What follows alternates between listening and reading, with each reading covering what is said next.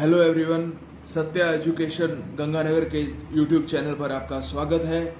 अपने राजस्थान हिस्ट्री का part complete करेंगे और राजस्थान हिस्ट्री में भी अपने पहले मॉडर्न हिस्ट्री का पार्ट पहले कवर करेंगे, क्योंकि एग्ज़ाम के पॉइंट ऑफ व्यू से मॉडर्न हिस्ट्री ज़्यादा इम्पोर्टेंट रहती है, चाहे वो राजस्थान की हो या वो इंडिया।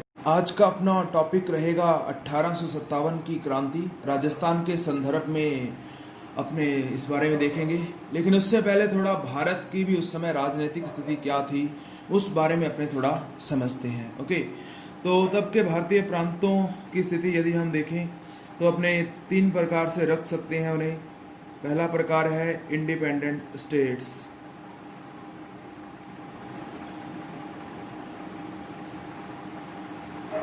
दूसरे प्रकार में हम रख सकते हैं ब्रिटिश इंडियन प्रोविंसेस, और तीसरे प्रकार में हम रख सकते हैं आपका प्रिंसली स्टेट्स।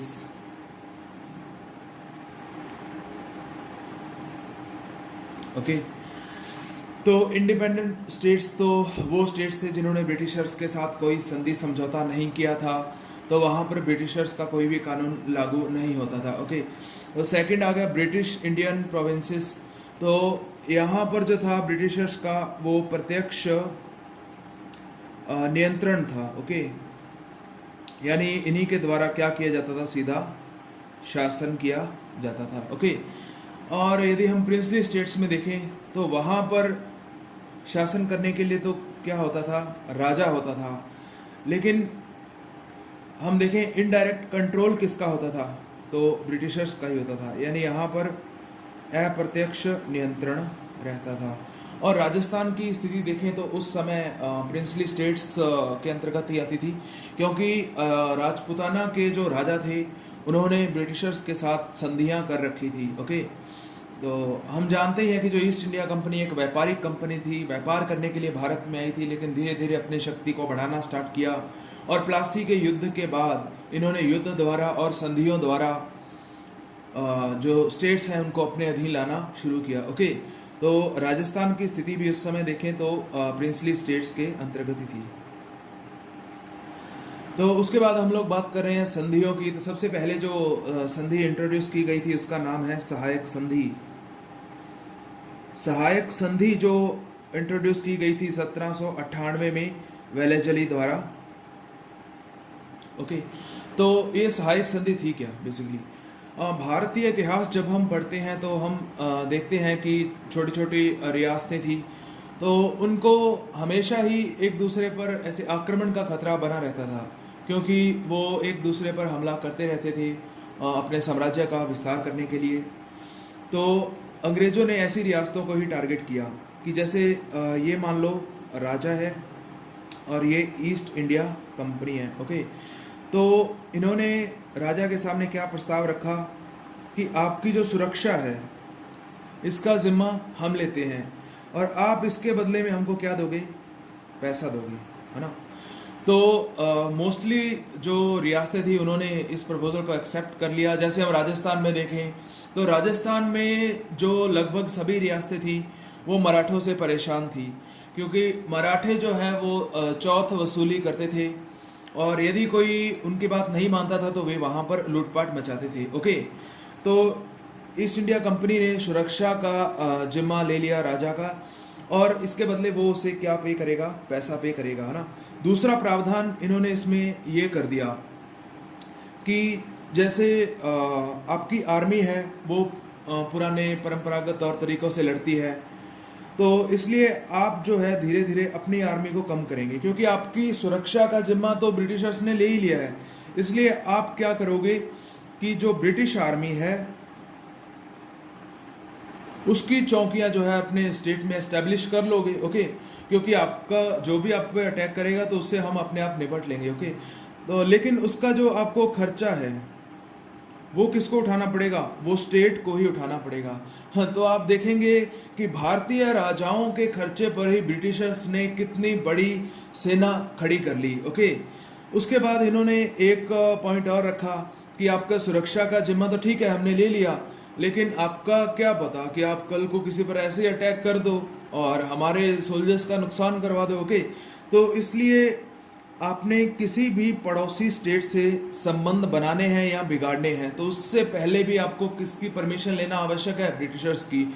यानी आपको किसी भी आपके पड़ोसी स्टेट से युद्ध करना है या कोई संबंध बनाना है तो आप किसकी परमिशन लेंगे? ब्रिटिशर्स की। ओके, यानी हम कहें कि विदेश नीति का कंट्रोल भी किन्होंने ले लिया? ब्रिटिशर्स ने ले लिया। ओके, उसके बाद इन्होंने एक पॉइंट ये रखा कि आप किसी भी यूरोपियन को हमारी परमिशन के बिना दरबार में या कहीं पर भी नौकरी पर नहीं रखोगे। ओके, और इन्होंने एक प्रावधान रखा कि आपके दरबार में एक रेजिडेंट की नियुक्ति होगी। ओके, लेकिन वो आपके जो इंटरनल मामले हैं उसमें कोई भी इंटरफेयर नहीं करेगा। ओके, तो जो रेजिडेंट था वो सारी दरबार की जो सूचनाएं होती थी वो कहाँ पर पहुंचाता था? ईस्ट इंडिया कंपनी के पास।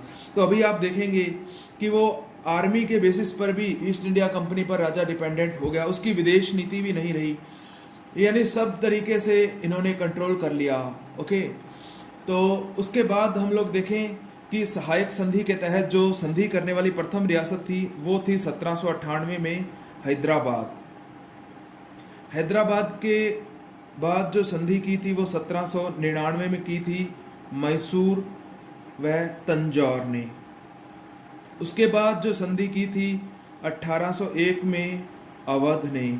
उसके बाद संधि की थी पेशवा ने 1802 में। उसके बाद भोसले व सिंधिया ने संधि की थी 1803 में।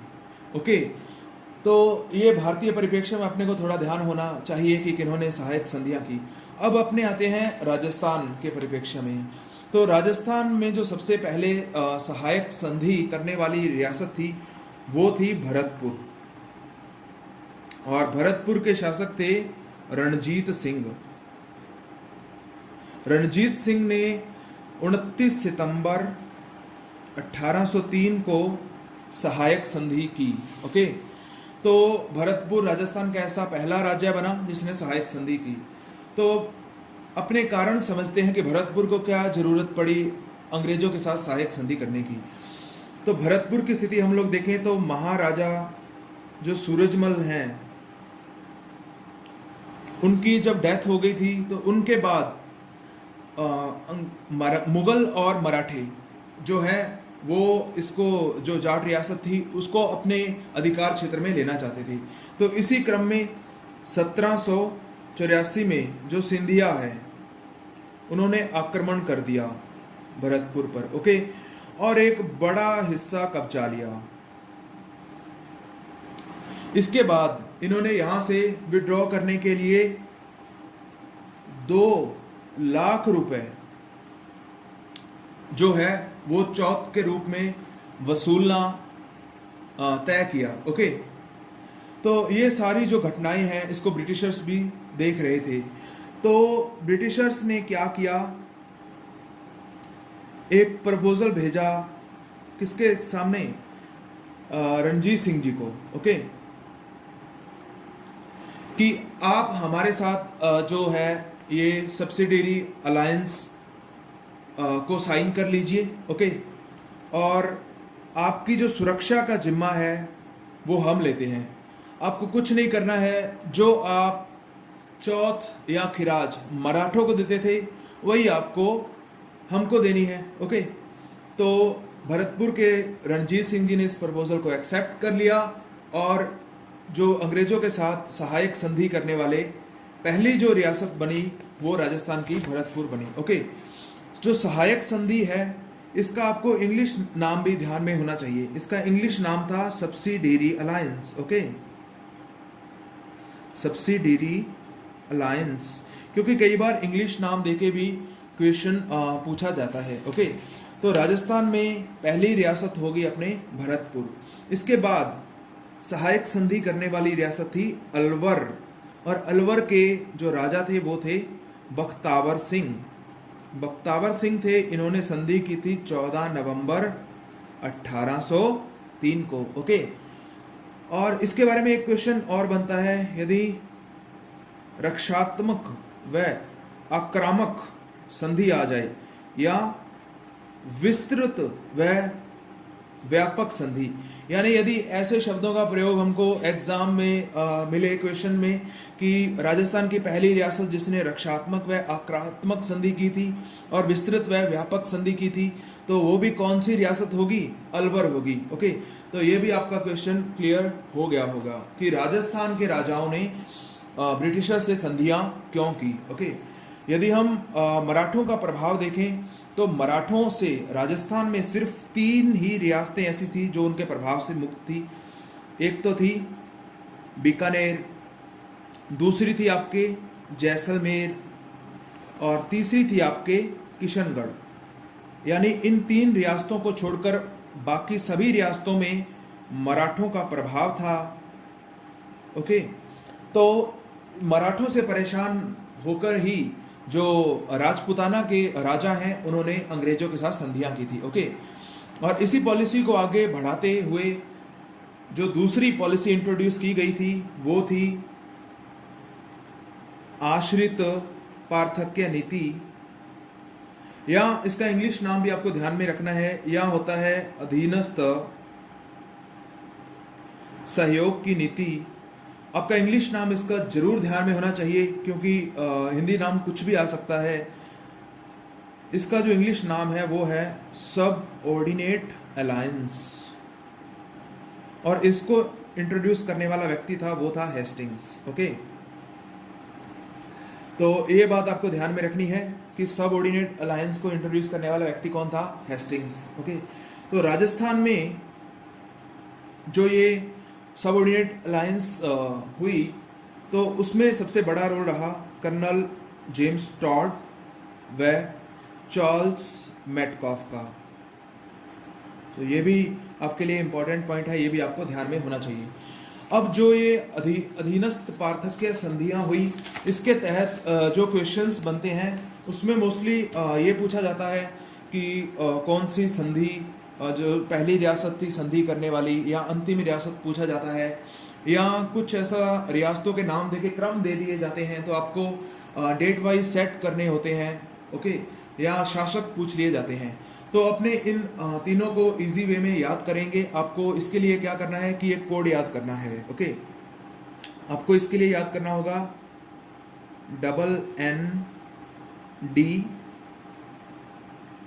और JJF।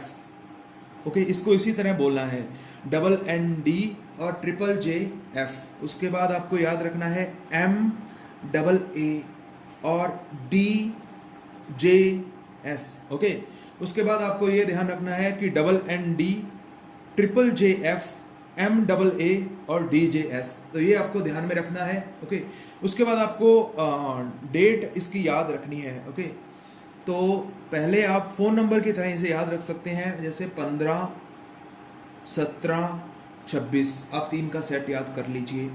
उसके बाद 6, 22, 25, 10। ओके, ये 4 का सेट याद कर लीजिए। उसके बाद 21, 2, 7 और 11, 2, 11। ओके, आपको इसको इसी क्रम में ही याद कर लेना है।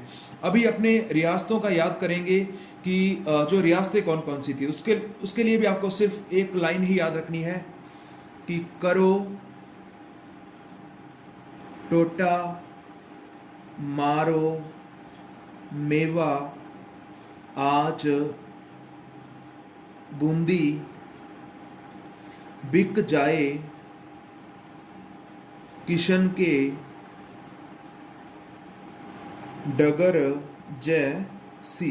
ओके, तो ये लाइन आपको याद रखनी है इसी प्रकार से कि करो, टोटा, मारो, मेवा, आज, बूंदी, बिक जाए, किशन के, डगर जैसी। ओके, तो करो से करौली हो गया, टो से टोंक हो गया, तो टा वर्ड से कोटा हो गया, मारवाड़ हो गया, मेवाड़ हो गया, अजमेर हो गया, बूंदी हो गया, बीकानेर हो गया, जयपुर हो गया, किशनगढ़ हो गया, डूंगरपुर हो गया, जैसलमेर हो गया और सिरोही हो गया। ओके, तो अभी आप इसके अपने मंथ की बात क्लियर करते हैं। ये जो N है तो ये जो मंथ है इससे बन जाएगा नवंबर, और D से बन जाएगा दिसंबर।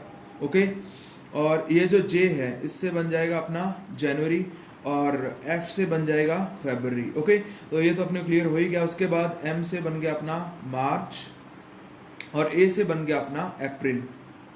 ओके, उसके बाद डी से बन गया दिसंबर और आपका जे से बन गया जनवरी और ये हो गया आपका सितंबर। ओके, तो ये अपने मंथ हो गए। उसके बाद अपने को वर्षों का भी ध्यान होना चाहिए कि कौन से वर्ष में हुई। तो सबसे लास्ट जो सिरोही ने की थी वो की थी 1823 में। ओके, 1823 में सिरोही ने की थी और जो जैसलमेर ने की थी वो की थी 1819 में। ओके, और जो पहला आपने ये 3 वाला सेट याद किया था डबल एंड डी वाला, इन्होंने की थी 1817 में और बाकी बीच में जो भी बच गई उन्होंने की है 1818 में। तो अभी आपके काफ़ी क्वेश्चंस क्लियर हो गए होंगे। चाहे तो अभी आपको इसका क्रम दे दे, चाहे कोई कारण कथन बना के ऐसे डेट पूछ ले, क्योंकि आजकल वैसे क्वेश्चन भी काफ़ी पूछे जाने लगे हैं। ओके, तो अभी अपने इनके थोड़ा जो शासक हैं उनके बारे में देखेंगे। करौली के शासक थे हरबख्शपाल। ओके, करौली के शासक थे हरबख्शपाल। टोक के थे अमीर खां पिंडारी और कोटा के थे उम्मेद सिंह और मारवाड़ के थे मान सिंह और मेवाड़ के थे भीम सिंह और आपके अजमेर के थे दौलत राव सिंधिया। दौलत राव सिंधिया और आपके बूंदी के थे विष्णु सिंह और बीकानेर के थे सूरत सिंह और जयपुर के थे जगत सिंह और आपके किशनगढ़ के थे कल्याण सिंह। डूंगरपुर के थे जसवंत सिंह द्वितीय। जैसलमेर के थे आपके मूलराज और सिरोही के थे आपके शिव सिंह। ओके, तो ये थोड़ा आपको शासकों के बारे में भी ध्यान होना चाहिए। इसको आप इसी क्रम में याद कीजिए, आपका कोई भी इसमें डाउट नहीं रहेगा। अभी थोड़ा और इम्पोर्टेंट फैक्ट देख लेते हैं। तो अजमेर के कौन है? दौलत राव सिंधिया। तो अजमेर को दौलत राव सिंधिया ने, तो आप देख सकते हैं कि मराठों का जो कितना जो यहाँ पर दबदबा हो गया था राजस्थान में, कि अजमेर भी उनके पूरा अधिकार क्षेत्र में था। तो इसको संधि के तहत 25 जून 1818 को इन्होंने किसको सौंप दिया था? अंग्रेजों को सौंप दिया था और उन्होंने इसे क्या बना लिया था? ब्रिटिश प्रोविंस बना लिया था। राजस्थान में एकमात्र अजमेर ही था जहाँ पर सीधा जो ब्रिटिशर्स का कंट्रोल था, बाकी प्रिंसली स्टेट्स थे और उसमें राजा के माध्यम से इनडायरेक्ट कंट्रोल वो रखते थे। ओके, तो यदि आपसे पूछे कि सबसे अंतिम रियासत, तो सबसे अंतिम रियासत आपको पता है झालावाड़ बनाई गई थी अंग्रेजों द्वारा। तो झालावाड़ ने जो है वो संधि की थी आपके 18 अप्रैल 1838 को और शासक कौन थे? मदन सिंह। ओके, तो झालावाड़ ने 1838 में ये संधि की थी। तो अभी देखिए ब्रिटिशर्स ने राजस्थान में संधियां कर ली हैं। ओके, तो अभी इनको अपना जो यहाँ पर सारा एडमिनिस्ट्रेशन संभालना है, तो उसके लिए कोई ना कोई संस्था होनी चाहिए। तो 1832 में राजपुताना रेजिडेंसी की स्थापना की गई। राजपुताना रेजिडेंसी की स्थापना कब की गई? 1832 में। तब जो गवर्नर जनरल थे वो कौन थे? बेंटिक। ओके, तब गवर्नर जनरल थे वो थे बेंटिंग। ओके, तो राजस्थान में अपने थोड़ी व्यवस्था देख लेते हैं। यहाँ पर क्या सीन होता था कि संधि के तहत प्रत्येक रियासत में एक पॉलिटिकल एजेंट रहेगा, उसके ऊपर, ये तो प्रत्येक रियासत में रहेगा, उसके ऊपर एक agent to the governor general. यानी ये सभी रियासतों में, जैसे राजपुताना में एक ही था, यानी सभी रियासतों के पॉलिटिकल एजेंट रिपोर्ट करते थे agent to the governor general. और ये agent to the governor general किसको रिपोर्ट करता था? गवर्नर जनरल को। तो इस तरह से अपने राजपुताना में ये व्यवस्था चलती थी। ओके, तो 1832 में ही, और इसी समय एजीजी मुख्यालय की जो है स्थापना की गई अजमेर में, यानी 1832 में ही की गई। ओके, और इसको एक फैक्ट और याद रखना है, एजीजी मुख्यालय जो था 1845 में इसे आबू में स्थानांतरित किया गया। यानी ग्रीष्मकालीन जो मुख्यालय रहता था वो रहता था आबू, और शीतकालीन रहता था अजमेर। ओके। और एजीजी के बारे में अपने को थोड़ा फैक्ट ये भी ध्यान होना चाहिए कि राजस्थान के प्रथम एजीजी थे वो थे मिस्टर लॉकेट, और 1857 की क्रांति के समय जो थे उनका नाम था पैट्रिक लॉरेंस। तो ये थोड़ा इंपॉर्टेंट फैक्ट है, ये अपने को ध्यान में होना चाहिए। ओके। और एक फैक्ट आप और ध्यान में रख लीजिए कि राजस्थान में जो प्रथम रेजिडेंट था, राजस्थान में जो प्रथम रेजिडेंट था वो कौन था? David Ochterlony. राजस्थान में जो प्रथम रेजिडेंट था वो कौन था? David Ochterlony. ओके। तो ये जो संधियां हुई थी इसके तहत बेसिकली क्या था कि इन्होंने ये डिसाइड किया था कि जो आप टैक्स देते हो या चौथ देते हो मराठों को, वही क्या कर दोगे? अंग्रेजों को दे दोगे। ओके। तो इनमें एक बात आप थोड़ा और ध्यान में रख सकते हो कि राजस्थान में जो ये संधियां हुई थी तो जो रियासतें पहले मराठों को भी टैक्स नहीं दे रही थी तो उनको अंग्रेजों द्वारा भी खिराज मुक्त रखा गया था।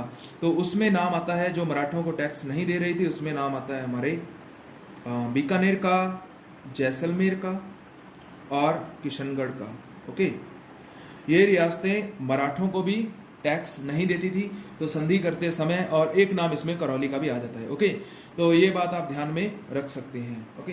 तो इसके बाद हम लोग बात करते हैं 1857 की जो है क्रांति के कारणों के बारे में कि क्या कारण रहे। अपने ज़्यादा विस्तार में नहीं पढ़ेंगे क्योंकि वो अपने इंडियन हिस्ट्री जब करेंगे तब करेंगे। यहाँ पर थोड़ा बस बेसिक ओवरव्यू ले लेते हैं। तो यदि हम कारणों की बात करें तो सबसे पहले जो हम समझ सकते हैं वो है सामाजिक व धार्मिक कारण। तो सामाजिक व धार्मिक कारणों में बात करें तो जो ब्रिटिशर्स थे ये वाइट रेस को सुप्रीम मानते थे, यानी रंग और नस्ल के आधार पर भारतीयों से भेदभाव किया जाता था। और धार्मिक कारणों में भी देखें तो ये जो इन्होंने ऐसी पॉलिसीज ये लेकर आए थे जिससे कि भारत में ईसाई धर्म का खूब प्रचार प्रसार हो, और भारतीय जो धार्मिक व्यवस्था थी उसका भी ये आदर नहीं करते थे। रामायण और महाभारत को काल्पनिक ग्रंथ बताने जैसी इनके द्वारा गतिविधियां हुई जिससे भारतीयों की धार्मिक भावना जो है आहत हुई। उसके बाद हम लोग देखते हैं कि आर्थिक कारण क्या थे। आर्थिक कारणों में देखें तो ब्रिटिशर्स ने ऐसी पॉलिसीज इंप्लीमेंट की कि जिससे भारतीय उद्योग धंधे बिल्कुल नष्ट हो गए, क्योंकि इन्होंने जो भारतीय उत्पाद थे उन पर तो बहुत ही ज़्यादा मात्रा में टैक्स लगा दिया, और जो ब्रिटिशर्स के उत्पाद थे उनको बिल्कुल टैक्स फ्री कर दिया। तो भारतीय उत्पाद ब्रिटिशर्स उत्पादों को किसी भी मामले में टक्कर नहीं दे पाए, और उद्योग धंधे जो है वो भारतीय जो थे वो बर्बाद हो गए। ओके। उसके बाद हम देखें किसान और मजदूर वर्ग भी बहुत परेशान थे, क्योंकि इन्होंने इतने ज़्यादा टैक्स लगा दिए थे कि किसान अपने परिवार का भी पालन पोषण करने में जो है वो असमर्थ हो गया था। ओके। उसके बाद अपने थोड़ा राजनीतिक कारणों की ओर आए। राजनीतिक कारण उस समय क्या थे? राजनीतिक कारणों में देखें तो अपने पहले सहायक संधियां देख चुके हैं, आश्रित पार्थक्य नीति देख चुके हैं। सहायक संधियों में क्या कॉन्सेप्ट था कि इन्होंने कहा था कि हम आपका जो है वो आंतरिक मामलों में हस्तक्षेप नहीं करेंगे, परंतु जैसे जैसे टाइम बीता इन्होंने आंतरिक मामलों में भी हस्तक्षेप करना शुरू कर दिया। ओके। और उसके बाद जो सहायक संधि के बाद वेलेस्ली वाली सहायक संधि थी, उसके बाद हेस्टिंग्स की आर्थिक जो थी आश्रित पार्थक्य नीति थी, उसके बाद जो पॉलिसी आई वो लेकर आया था डलहौजी, जिसे हम जानते हैं डॉक्ट्रिन ऑफ लैप्स के नाम से जानते हैं। ओके। डॉक्ट्रिन ऑफ लैप्स के नाम से जानते हैं। इसे हम गोद निषेध की नीति या व्यक्तिगत का सिद्धांत के नाम से भी जानते हैं। इस संधि द्वारा क्या हुआ कि जैसे जो भी राजा, भारतीय परंपरा में क्या होता था कि जैसे कोई राजा है उसके संतान नहीं है, ओके, तो वो संतान गोद ले लेता था और उसको अपना उत्तराधिकारी घोषित कर देता था। लेकिन जो ये जो डलहौजी की डॉक्ट्रिन ऑफ लैप्स पॉलिसी आई थी, इसके तहत ये कानून बना दिया गया कि जो भी ब्रिटिशर्स के अधिकार क्षेत्र में रियासतें हैं वहाँ पर यदि किसी राजा के बेटा नहीं होता और वो गोद लेता है संतान को, तो उसका फैसला हमारे पर होगा, हम उसे अगला राजा बनाएं या ना बनाएं। ओके। और हो सकता है कि उस रियासत का विलय जो है वो अंग्रेजी साम्राज्य में ही कर लिया जाए। तो इस पॉलिसी के तहत जो सबसे पहले रियासत हड़पी गई वो थी सतारा। सतारा को हड़पा गया था 1848 में। उसके बाद जो रियासत हड़पी गई थी वो थी जैतपुर जैतपुर को हड़पा गया 1849 में, और इसी के साथ ही हड़पा गया संबलपुर को 1849 में। ओके, उसके बाद एक प्रदेश था आपका बघाट, बघाट को हड़पा गया 1850 में। उसके बाद हड़पा गया उदयपुर को, उदयपुर को हड़पा गया 1852 में। उसके बाद हड़पा गया आपके झांसी को, झांसी को हड़पा गया 1853 में। और लास्ट में जो इन्होंने हड़पा वो था नागपुर, नागपुर को हड़पा इन्होंने 1854 में। ओके, तो इस प्रकार भी जो भारतीय शासक थे या प्रजा थी उनमें असंतोष बढ़ा कि बिना किसी कारण के जो है वो भारतीय जो रियासतें थी उनको अंग्रेजी साम्राज्य में शामिल कर लिया गया। ओके, ये यहीं तक कि नहीं रुके। उसके बाद अवध, अवध को इन्होंने कुप्रशासन का आरोप लगाकर हड़प लिया 1856 में। ओके, तो ये जो घटनाएं घटित हो रही थी तो इसके विरोध में ये जो सतारा थे, सतारा जो स्टेट था, इसके अपदस्थ शासक थे अप्पाजी, इनके सहयोगी थे रांगोजी बापू, रांगोजी बापू। ओके, रांगोजी बापू थे इनके सहयोगी। तो ये इंग्लैंड गए थे इसकी शिकायत करने की ये जो आप इस हिसाब से आपने विलय किया है राज्य का, ये बिल्कुल सही बात नहीं है। ओके, रांगोजी बापू के साथ ही एक है नाम आता है अजीमुल्ला, अजीमुल्ला, ये नाना साहब के सहयोगी थे। नाना साहब की भी जो पेंशन है वो बंद कर दी गई थी अंग्रेजों द्वारा, तो ये भी उसका विरोध दर्ज कराने के लिए इंग्लैंड गए हुए थे।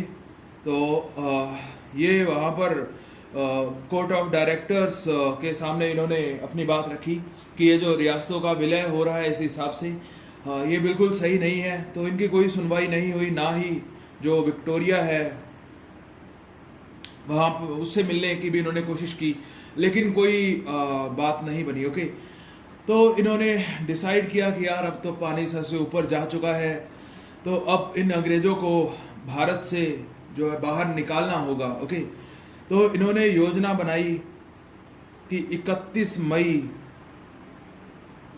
1857 को जो है पूरे भारत में क्रांति होगी और इन अंग्रेजों की जो सत्ता है उसे उखाड़ फेंक दिया जाएगा। ओके, तो ये सब घटनाएं हो रही थी, लेकिन उससे पहले ही आपको पता है 31 मई से पहले ही जो बैरकपुर नामक स्थान है वेस्ट बंगाल में, वहाँ पर एक मंगल पांडे करके जो है 34 नेटिव इन्फेंट्री के सिपाही थे। ओके, तो यहाँ पर अपन लोगों ने सामाजिक, धार्मिक, आर्थिक, राजनीतिक कारण देखे। ओके, तो थोड़ा उसमें अपने सैनिक कारणों का भी मेंशन कर दें। सैनिक कारणों में ये था कि जो भारतीय थे वो जो सेना में, ब्रिटिश सेना में थे, उनको सूबेदार से जो उच्च पद है वो नहीं दिया जाता था। दूसरा था वेतन व सुविधाओं में भी ब्रिटिश सैनिकों की अपेक्षा बहुत ही असमानताएं थी। ओके, और तीसरा कारण ये भी आ गया जो क्रांति का तत्कालिक कारण भी बना कि पहले जो ये राइफल्स यूज़ करते थे उसका नाम था ब्राउन बेस, अभी जो उसके स्थान पर नई राइफल्स आई थी उसका नाम था एनफील्ड। तो जो एनफील्ड राइफल्स थी तो इसमें जो कारतूस डलते थे उस पर गाय व सुअर के मांस की चर्बी चढ़ी होती थी, तो उसको अपने मुंह से खोलना पड़ता था, फिर उसके बाद उस कारतूस का यूज़ किया जाता था। तो ये भारतीय धार्मिक परंपराओं के विरुद्ध था, तो जाहिर सी बात है इसका विरोध तो होना ही था। तो मंगल पांडे ने इसका विरोध किया, लेकिन फिर भी उसे दबाव बनाया गया कि उनको इसका यूज़ करना पड़ेगा। ओके, तो मंगल पांडे ने वहाँ पर 2 अंग्रेज अधिकारी थे, ह्यूसन व बाग, इनकी हत्या कर दी। और इस घटना के 10 दिन बाद यानी 8 अप्रैल 1857 को कलकत्ता में मंगल पांडे व ईश्वर पांडे को फांसी दे दी गई। और यह घटना आग की तरह पूरे भारत में फैल गई। इसी क्रम में 10 मई को मेरठ में विद्रोह हो गया और मेरठ के सैनिकों ने छावनी को लूटकर दिल्ली की ओर प्रस्थान किया। ओके, और दिल्ली में बहादुर शाह द्वितीय, जो मुगल बादशाह था, जिसे बहादुर शाह जफर के नाम से भी जाना जाता है, उसको अपना क्या नेता बनाया। ओके, और राजस्थान में यह खबर जो पहुंची विद्रोह की, वो पहुंची थी 19 मई को पहुंची थी एजीजी को। एजीजी उस समय आबू में था। ओके, तो अभी हम राजस्थान के संदर्भ में पढ़ेंगे जहां पर विद्रोह हुआ, लेकिन उससे पहले अपने को थोड़ा राजस्थान में स्थिति देख लेते हैं। कितनी छावनियां थी, क्या कुछ व्यवस्था थी। ओके, तो राजस्थान में उस समय 6 सैनिक छावनियां थी। रफली सा मैप ड्रॉ कर लेते हैं अपने एक।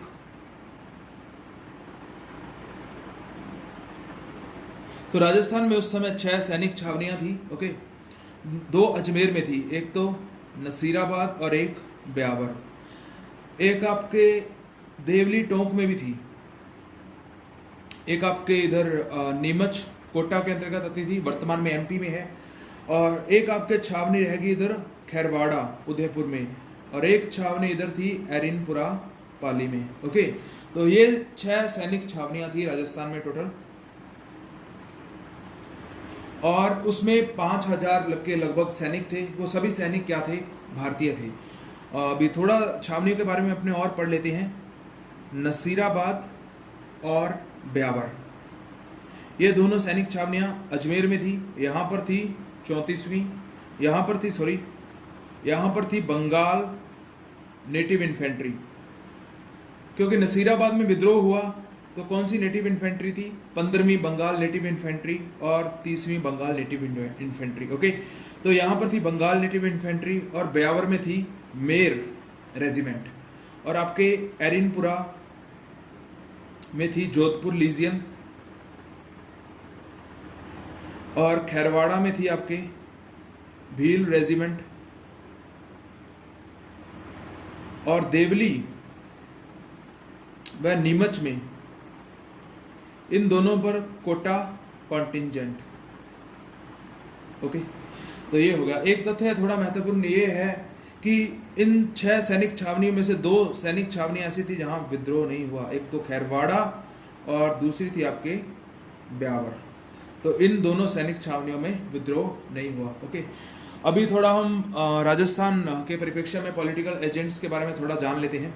पॉलिटिकल एजेंट्स आपको पता ही था, प्रत्येक रियासत में एक पॉलिटिकल एजेंट होता था। तो पॉलिटिकल एजेंट्स के बारे में जान लेते हैं हम लोग। तो मेवाड़ में जो था वो पॉलिटिकल एजेंट था शावर्स। उसके बाद मारवाड़ में था मैकमोसन। उसके बाद कोटा में था बर्टन। उसके बाद जयपुर में था ईडन। उसके बाद भरतपुर में था आपके मॉरिसन। उसके बाद सिरोही में था जेडी हॉल। उसके बाद आपके प्रतापगढ़ में था रॉक, और अजमेर में जो व्यवस्था संभालता था वो था डिक्सन। ओके, तो आपको मेनली मेवाड़ में शावर्स था, मारवाड़ में मैकमोसन था, कोटा में बर्टन था, जयपुर में ईडन था, भरतपुर में मॉरिसन था, सिरोही में जेडी हॉल था, प्रतापगढ़ में रॉक था, और अजमेर में डिक्सन। ओके, तो ये भी आपको पता होना चाहिए, ये भी आपके एग्जाम में पूछा जा सकता है। ओके, तो अभी अपने राजस्थान के संदर्भ में आते हैं। जो राजस्थान में विद्रोह हुए उसके अपने डेट और स्थान को देख लेते हैं, क्योंकि उससे रिलेटेड क्वेश्चन बनने की काफ़ी संभावना रहती है। तो सबसे पहले तो राजस्थान में जो विद्रोह की सूचना एजीजी के पास पहुंची थी वो कब पहुंची थी? वो पहुंची थी आपका 19 मई को। ओके, और उसके बाद जो राजस्थान में विद्रोह की शुरुआत हुई थी वो 28 मई को हुई थी। लेकिन उससे पहले अपने ये सारे स्थान और ये जो विद्रोह के डेट्स हैं इनको आसानी से याद करते हैं कोड द्वारा। तो आपको बोलना है MM JJAA